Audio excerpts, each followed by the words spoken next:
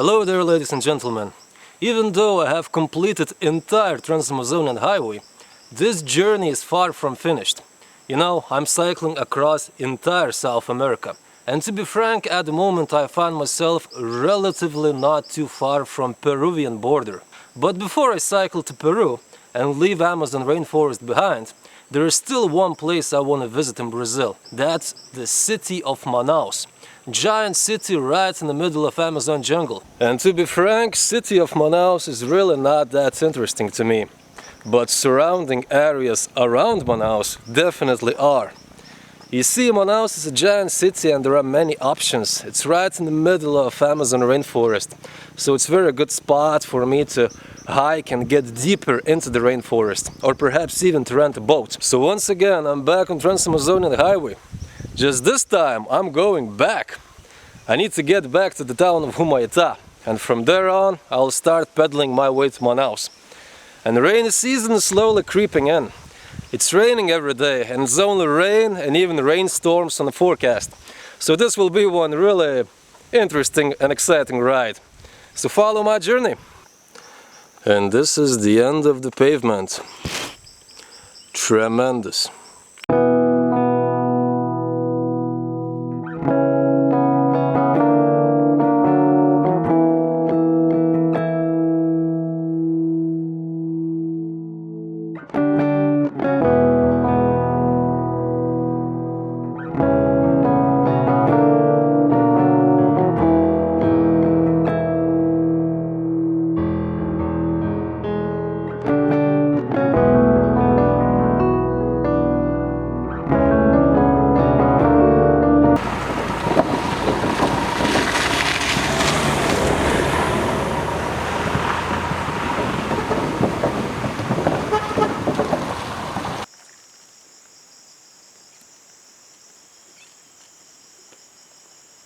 So this morning, after I made that introduction for this video, roughly 20 minutes later it started to rain.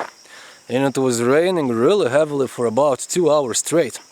But I just kept on pedaling my bike because I could. And then for the rest of the day, rain comes, rain goes. And all of this rainfall, well, it doesn't come as a big surprise to me, because it's December already. So rainy season is starting, and I guess from now on this rainfall will be my new everyday reality. And I accept it the way it is, you know. Getting wet from time to time, getting stuck in the mud from time to time. And what surprised me is that after all this rainfall, road is only half bad. I mean, I can move ahead, so I really can't complain. I'm not complaining at all.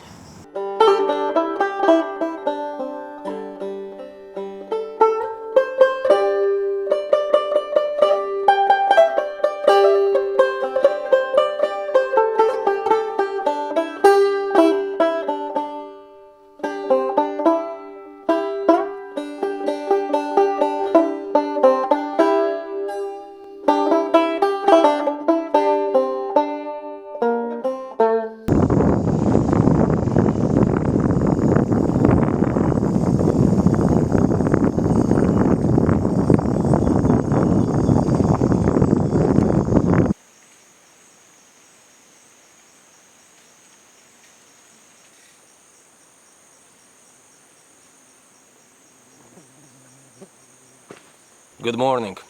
You know, looking for snakes is one strange activity, because sometimes you might end up in a perfect place, you know, in a perfect time, in perfect weather, and you keep on searching for them for hours and hours, and you don't find anything. And then there are those other times when you're just walking along the edge of the forest for no particular reason, and you find something that you never seen before.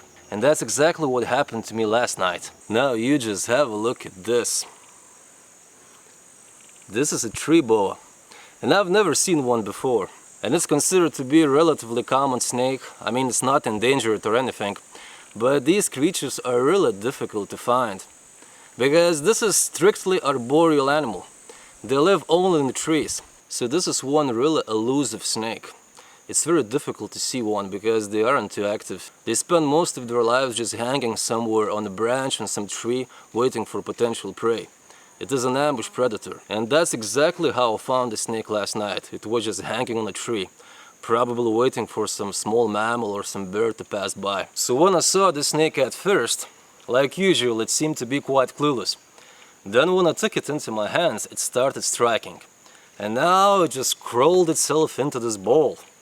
And the head is right in the middle, right here, well protected.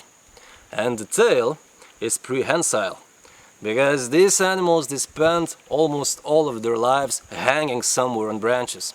And just have a look. It firmly coiled around my finger. It's got to be a full-grown adult. I mean, this snake is at least 1.5 meters, maybe longer. I mean, I'm 180, so yeah. Wow. Unbelievable. So this is where I found the snake yesterday. Just have a look.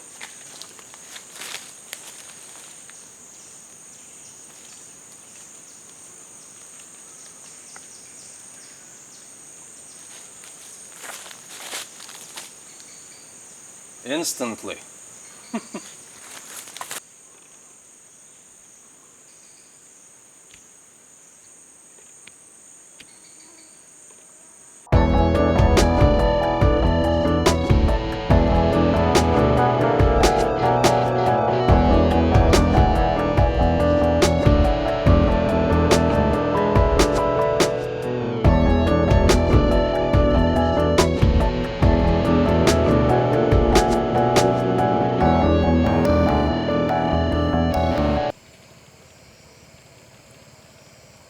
Well, what can I say? It seems I will be camping in the exact same place where I was camping with Mr. Marcus like a couple weeks ago. And it's simply a very good and very comfortable place, next to this beautiful river, Rio Ipeshunia. And on the other shore of this river there is a community, Ipeshunia community. And also there is like a little restaurant or a posada or something like that.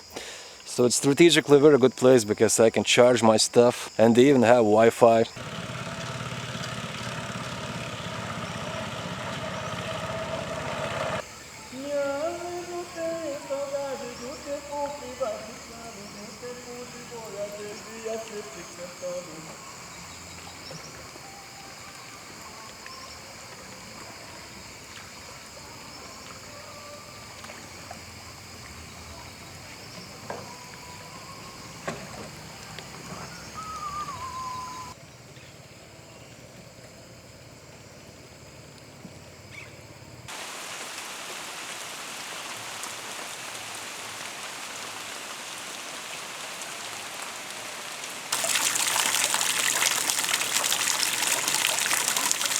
It was raining all night, and it still is raining at the moment.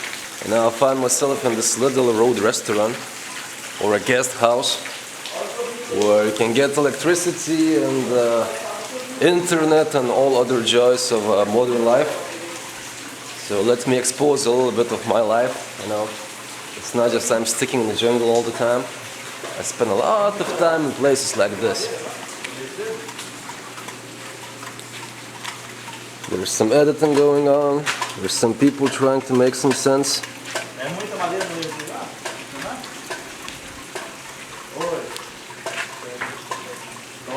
And that's where my camp is.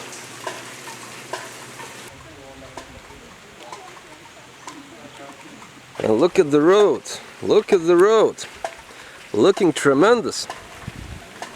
Wow. It is still raining, but I'm about to hit the road again. And I guess in other circumstances, probably I would just stay here all day, just chilling and waiting for road to get drier. But this time I really want to go. First of all, paved road is not too far. I think I still got like 10 kilometers left of this dirt road. And then once I make it through the mud, I will end up on the paved road straight to the town of Humaita. Now the second reason why I want to hit the road immediately right now is actually my tent. Because you see, on the last video you saw me completely destroying my hammock. So I decided to use my tent as my last resort for camping. But like 2 months ago I broke the zipper of my tent. And I managed to fix that thing back in Labria. But last night it broke again. This means that throughout the night I wasn't 100% isolated. And all kinds of little critters, insects, especially mosquitoes, were able to get inside. And I got bitten quite a bit. And usually I wouldn't make that much of a drama out of it. And I'm not making big drama now. But at the moment I find myself in so-called red zone. There is malaria in this part of Brazil and Amazon. And a lot of local people on my way told me to be very careful about this concern.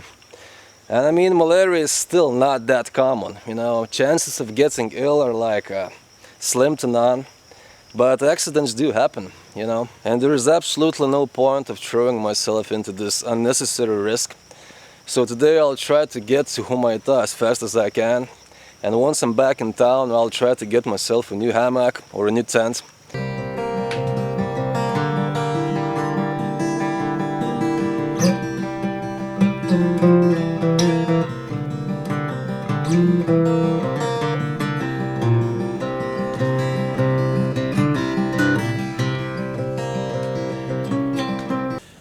Well, what can I say? It was like 10 times easier than I thought it will be. And now I found myself in this really fascinating crossroad, because the road to Manaus is right there. But first I need to go back to Humaita, because I have some unfinished business.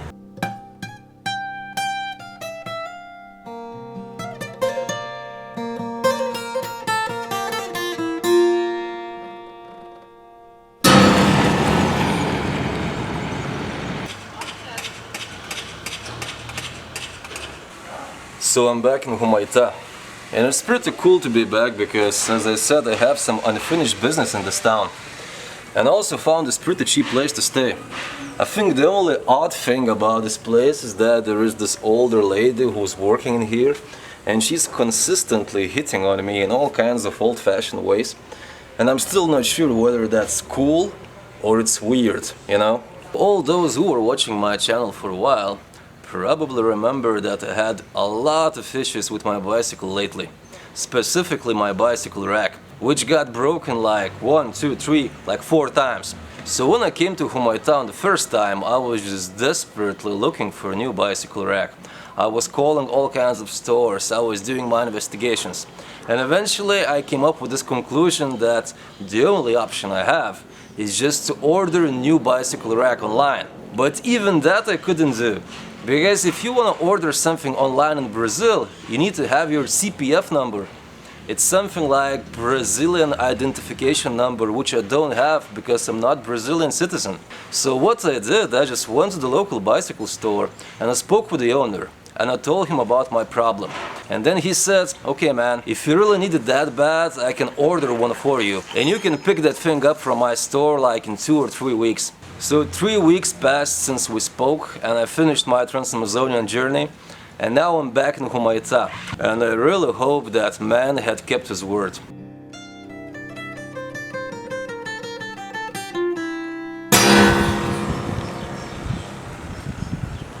So I came to the place, fingers crossed.